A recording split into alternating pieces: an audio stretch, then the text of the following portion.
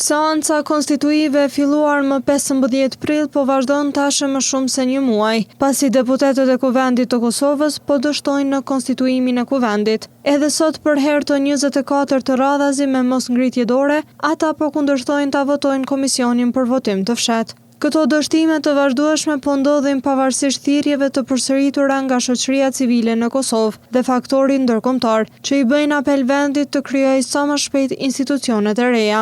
Nga lëvizja vetëvendosja, Artan Abrashi tha se janë duke kontaktuar për diskutim me të gjithë deputetët, që nuk e kanë humbur arsyeën për shkak të presionit nga partitë e tjera. Ne jemi në diskutim me nismën socialdemokrate për gjitha temat. Do të vazhdojmë të ndëgjojmë kërkesat dhe mendimet e tyre, e pastaj ato të diskutojmë në forumet tona vendimarrëse të partisë dhe të grupit parlamentar, dhe se këtë kontakt jemi duke e bërë vazhdimisht, dhe jo vetëm me zotin Limaj, ne do të vazhdojmë të kontaktojmë secili deputet i cili nuk e ka humbur arsyeën për shkak të presionit nga partitë e tyre relevante, dhe dalim nga kjo kriza më shpejt. Ndërkaq them diskutimi këto ditë është bërë edhe se është bërë ekzekutimi i pagave të deputetëve për seanca 3 minutëshe, ku deputetët nuk ju kanë shpëtuar këtyre pyetjeve. Nuk vendosin për pagën, është çështje procedurale dhe ligjore.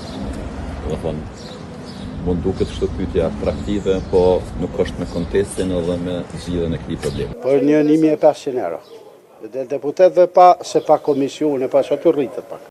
Ndërkohë nga Instituti Demokratik i Kosovës, Eugen Cakolli në një postim në rrjetin e tij social Facebook, ka bërë të ditur se deputetët janë paguar 2600 euro për 24 seancat e dështuara për më pak se 2 orë të efektshme. Seanca pritet të vazhdojë pas 48 orësh, përkatësisht të hënën. Ndërpritet seanca, shihemi me 2 qershor